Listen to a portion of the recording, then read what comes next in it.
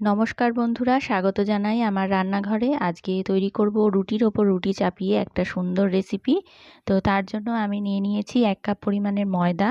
ময়দার মধ্যে দিয়ে দিলাম সামান্য একটুখানি নুন, 1 চিমটে মতন, আর দিয়ে দিলাম 1 চামচের মতন চিনি।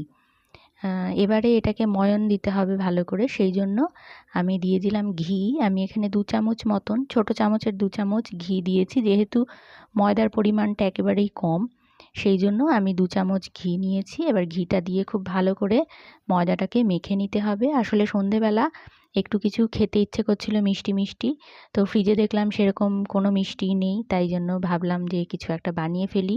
তো সেই জন্যই এটা তৈরি করছি। এবারে ময়দাটাকে অল্প অল্প জল দিয়ে মেখে নেব, ঠিক যেমন করে আমরা রুটি বা লুচির ডো বানাই সেরকম করেই ডোটা মেখে নিয়েছি। ডোটা একটু নরম লাগছিল বলে আমি একটু শুকনো ময়দা দিয়ে আবারও খানিকক্ষণ মেখে নিয়েছি।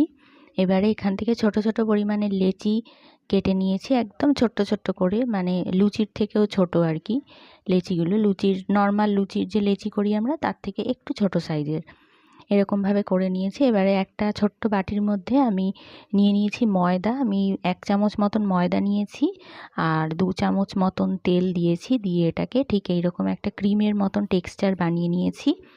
এবারে এই যে লেচিগুলো কেটেছি সেখান থেকে একটা একটা করে আমি লুচির মতন বেলে নিয়েছি। পাতলা করে বেলতে হবে, যতটা সম্ভব আর কি পাতলা করে বেলা।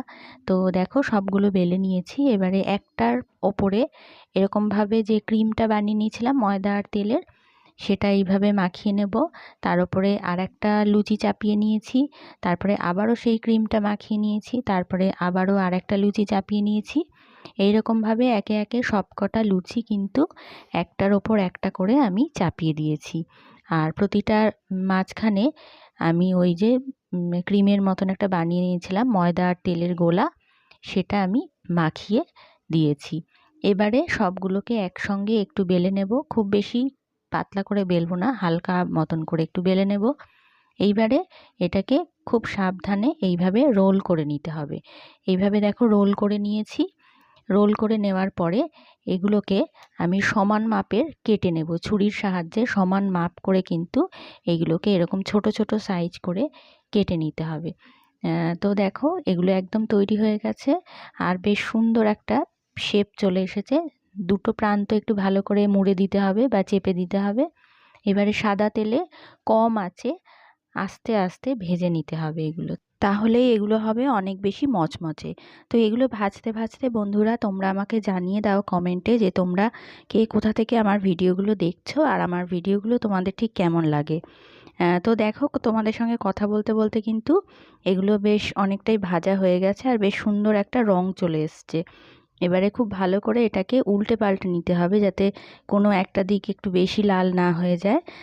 তো এগুলো হয়ে গেছে ভাজা, আমি তুলে নিয়েছি একটা প্লেটের মধ্যে।